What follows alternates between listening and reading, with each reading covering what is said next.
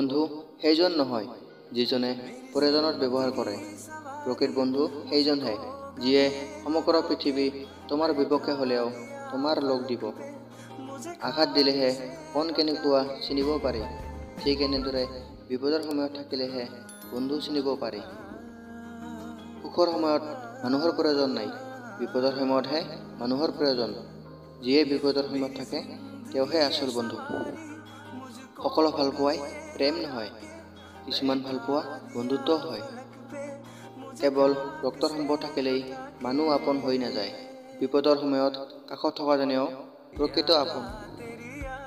দোস্তি এনেকুৱা হ'ব লাগে যে কলেজৰ গেটত ৰৈ থকা গাৰ্ডজনে সোধে, কি হ'ল আজি পাৰ্টনাৰ নাই নেকি?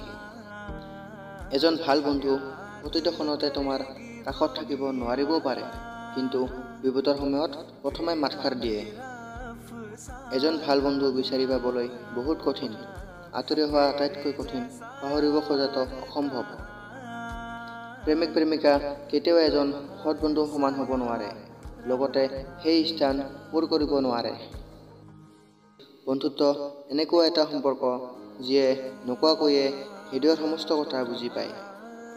বন্ধুত্ব যি সুখবোৰ দুগুণ কৰে আৰু দুখবোৰ এগুণ কৰে। বন্ধুত্ব হৃদয়ৰ নিৰ্ভোজ কোণৰ নিভোজ অনুভূতি, যিবোৰ কোনোদিনে কিনিব বা বিক্ৰী কৰিব পৰা নাযায়। জীৱনত মাত্ৰ দুজন বন্ধু লাগে, এজন কৃষ্ণৰ দৰে যিয়ে বন্ধুৰ জয় নিশ্চিত কৰে, আৰু আনজন কৰ্ণৰ দৰে যিয়ে বন্ধুৰ পৰাজয় নিশ্চিত জানিও বন্ধুক এৰি নিদিয়ে। এজন ভাল বন্ধু প্ৰতিটো ক্ষণতে তোমাৰ কাষত থাকিব নোৱাৰিবও পাৰে, কিন্তু বিপদৰ সময়ত প্ৰথমে মাতষাৰ দিয়ে।